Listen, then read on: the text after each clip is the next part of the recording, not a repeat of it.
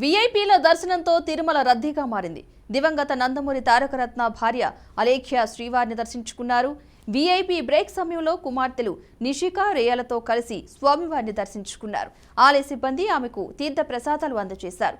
అదే సమయంలో చదరంగ క్రీడాకారిణి గ్రాండ్ మాస్టర్ ద్రోణవల్లి హారిక దర్శించుకున్నారు శ్రీవారిని. కుటుంబంతో కలిసి ఆమె స్వామివారి సేవలో పాల్గొన్నారు.